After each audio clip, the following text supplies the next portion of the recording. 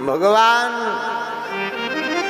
प्रेमधर रसिया मनमोहन मुरली वाले चितचोर किसी का कर्जा अपने सिर पर नहीं रखते।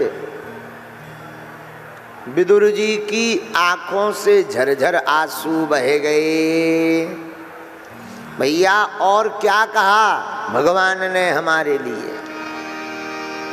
उद्धव जी बोले कहा तो बहुत कुछ है, पर वो सब उपदेश आपके लिए मैत्रेय मुनि को दे गए। आप उनको जाकर मिलो। तो वो कहाँ मिलेंगे? होंगे कहीं किसी तीर्थाटन में। जैसे ही इतना सुना तो तुरंत श्री विदुर जी मैत्रेय मुनि के दर्शन के लिए चल पड़े। बद्री विशाल की ओर चले तो हरिद्वार गंगा तट पर मैत्रेय मुनि से मिलन हुआ। तो मैत्रेय जी बोले भाई विदुर जी आप ठीक मिल गए, बहुत दिन से आपका कर्जा लिए, आपका बोझ लिए हम डोल रहे। आप अपना भगवान का दिया हुआ उपदेश लो। विदुर मुनि बोले महाराज उपदेश बाद में देना, पहले ये बताओ ये सुख और दुख क्या है। सुखाय कर्माणि करोति लोको नातहि सुखम वान्यदुपारमं वा विन्देत। भोपाली। सुखाय कर्माणि करोति लोको। आप बताइए ये सुख और दुख क्या है। यहां समझना विद्वान,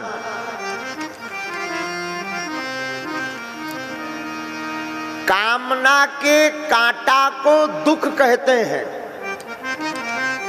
और दुख की निवृत्ति को सुख कहते हैं। कैसे? अभी आपके पास मोटरसाइकिल है, मोटरसाइकिल फटर फटर, और आपके मन में आ गया कि अब हमारी खुद की कार होनी चाहिए। अब जब तक कार नहीं हो जाएगी तब तक दुख लगा ही रहेगा। पड़ोसी की जितनी बार कार देखोगे 50 ग्राम खून भरेगा। बस इसी का नाम है दुख। और सुख क्या है? कार मिल गई, लिव गई तो एक दो दिन तो कार ही में लेटने का मन करता है। अब बिस्तर यही में डाल लें, पोंछा लगाएगा, बार बार शीशा ऊपर नीचे करेगा, लुगाई को बैठा के झट से ससुराल हो आएगा। साले साहब से कहेगा बच्चों को रोक लेना, खरोंच ना लगा दे वरना 10,000 लगेगा, पैंट उधर जाएगा। नया लिए हैं, कितने में? 6 लाख लगे हैं। 6 लाख। ये सुख है। अच्छा दुख और सुख कुछ नहीं है। कामनाओं से मुक्त होकर के व्यक्ति जो जिंदगी जीता है वो आनंद है।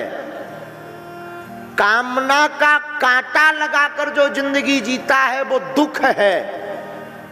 और कामना पूर्ण हो जाए, कांटा निकल जाए, उसका नाम सुख है।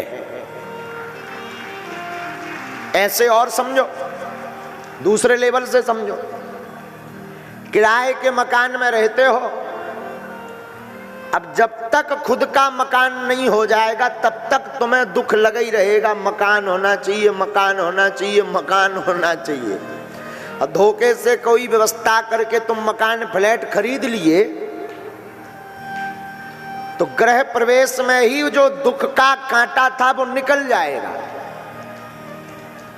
और फिर क्या? आप सुखी हो जाएंगे। कभी इस कमरे में लेटेंगे, कभी किचन में ही लेटने का मन करेगा।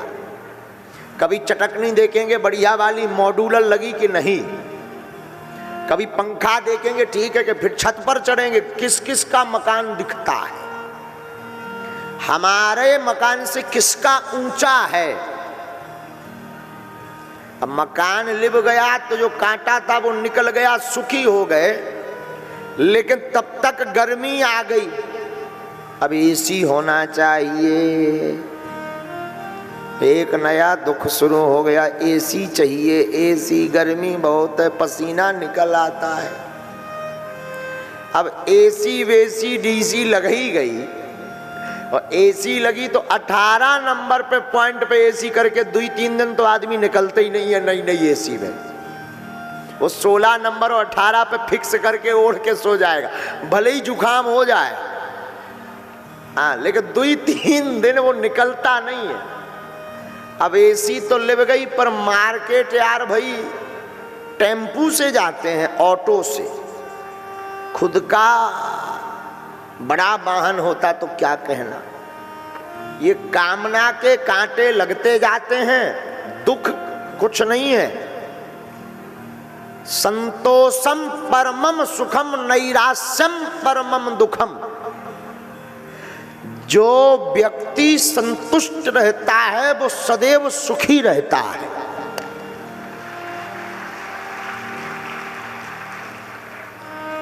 और जो व्यक्ति आशा रखता है कि ये बाबा जी हमको 2 रुपया दान दे देंगे, और बाबा जी ना दिए, सोई खून भर गया।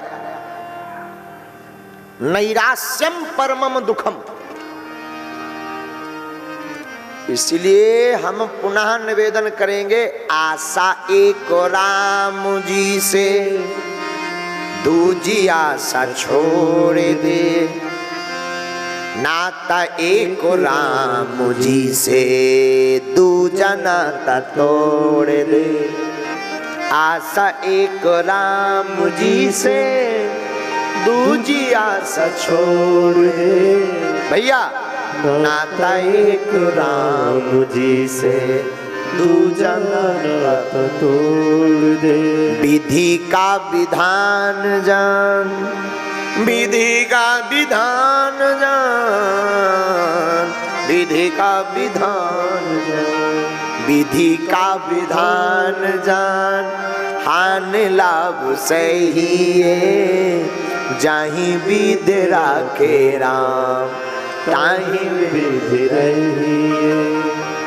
आशा एक राम जी से, राम जी से, राम जी से, राम जी से, राम जी से, राम जी से, राम जी से। हाँ, आशा एक राम जी से, दूजी आशा छोड़ दे।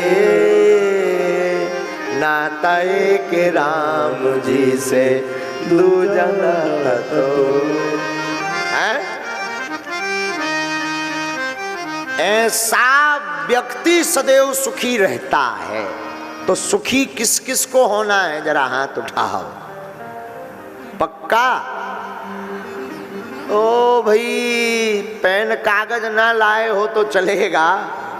एक काम करो, संसार से अपेक्षा रखना आज से ही बंद कर दो, और राम जी से अपेक्षा रखना आज से ही शुरू कर दो। यही सुख का मूल मंत्र है।